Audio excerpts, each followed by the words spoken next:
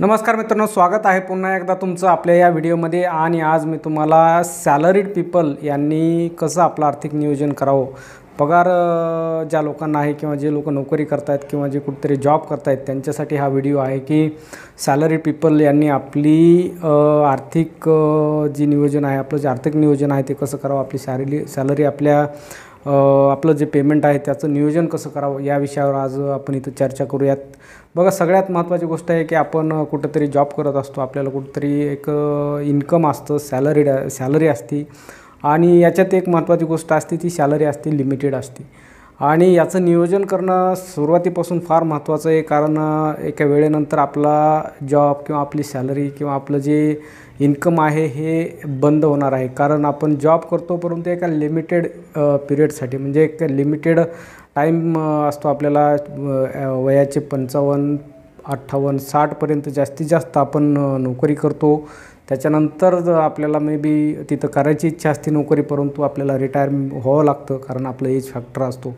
तर या सगळ्या तुमच्या ज्या एजमध्ये आपण जर सुरुवातीपासून जर तुम्ही फायनान्शियल लिटरसी घेतली, थोडंसं फायनान्शियल नॉलेज घेतलं, इन्व्हेस्टमेंट प्लॅनिंग केली, तुमचं स्ट्रॅटेजी डेव्हलप केली, येणारा जो पगार आहे त्याचं एक आर्थिक बजेट तयार केलं आणि त्या बजेटवर तुम्ही काम करण्यास सुरुवात केली, तर तुमचा जो येणारे दिवस आहेत किंवा येणारे जे तुमचे रिटायरमेंट आहे हे सुद्धा चांगली होऊ शकते। आणि सगळ्यात महत्त्वाचं म्हणजे काय की आपण एक हेल्दी आपल्याला आपलं जे लाईफ आहे ते बॅलन्स आहे ते करता येईल।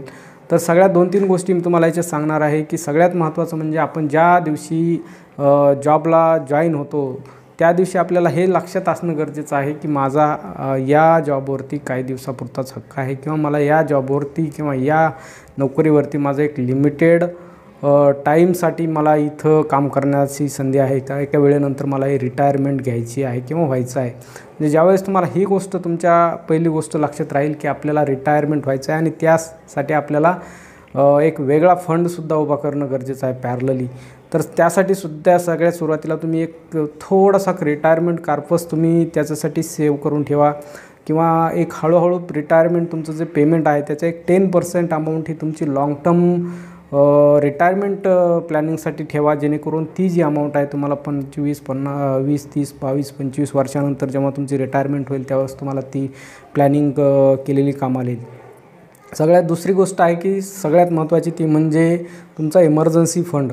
कारण आपण नोकरीला असतो, मे बी बऱ्याचशा वेळेस अशा अडचणी येतात की आपली जी पगार आहे ही 4 महिने 2 महिने थांबू शकते, इन केस काही अडचणी येऊ शकतात किंवा आपल्याला काही अडचण असू शकते किंवा मे बी आपल्या नोकरी जाऊ शकते किंवा बऱ्याचशा वेळेस प्रायव्हेट ऑर्गनायझेशनमध्ये आपल्याला कामावर मे बी तिथं ठेवल्या जाऊ शकतं किंवा नाही शकतं। त्यामुळं आपल्याला कमीत कमी 6 महिने पुरेल एवढा इमर्जन्सी फंड म्हणजे ठेवला पाहिजे। म्हणजे आपण जर आपली पगार एक सर्टन अमाऊंट आहे तर त्याच्या 6 महिने तेवढी पगार आपल्याला पुरायला पाहिजे। म्हणजे 6 महिने पुढचे आपले त्या जेवढे पगार आहेत तेवढ्या अमाऊंट आपल्याला ठेवायला पाहिजे। मला 1 लाख रुपये पगार असेल तर कमीत कमी 6 लाख रुपये माझ्या अकाउंटला ॲज अन इमर्जन्सी फंडमधून असायला पाहिजे। ही सगळ्यात महत्त्वाची गोष्ट आहे। गोष्ट नंबर 3 अशी आहे की आपण जेव्हा कुठलाही खर्च करतो त्यावेळेस आपल्या पेमेंटच्या एक सर्टन अमाऊंटपर्यंत आपण खर्च केला पाहिजे। कारण काय होतं, आपण सगळ्यात महत्त्वाची गोष्ट की आपण लोन घेण्यासाठी बऱ्याचशा वेळेस आकर्षित होतो। आपल्याला सॅलरी असते बरोबर आहे, परंतु लोनची अमाऊंट जर आपल्या सॅलरीच्या 40-50% एवढे जर तुमची EMIची अमाऊंट झाली तर तुमचा तो जो लोन फॅक्टर आहे तो सगळ्यात तुम्हाला मागे खेचण्यासाठी किंवा तुमची वेल्थ मोठी न होऊ देण्यासाठी कारणीभूत ठरेल।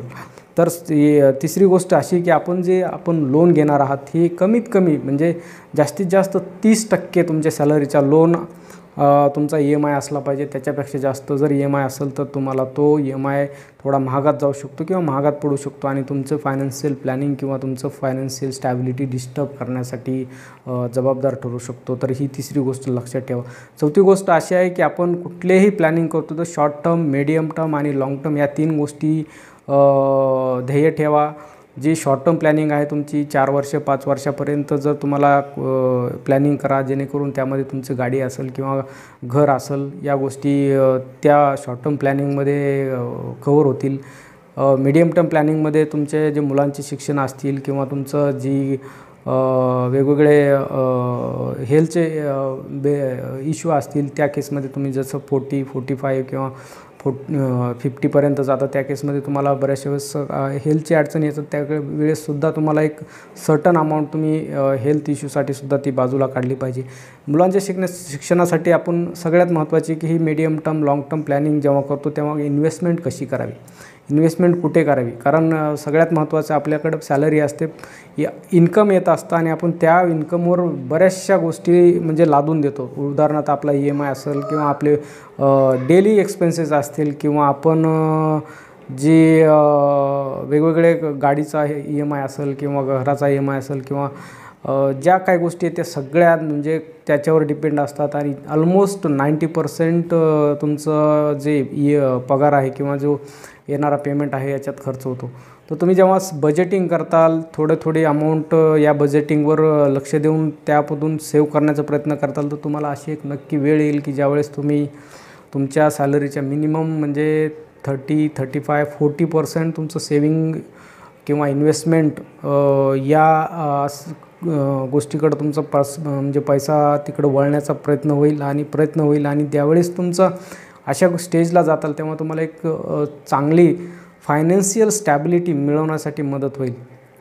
तर या व्हिडिओचा उद्देश हाच होता की आपण एक थोडंसं फायनान्शियली लिटरेट व्हावं, आपल्याला short term, medium term, long term investment कळाव्यात आणि आपण एक फायनान्शियली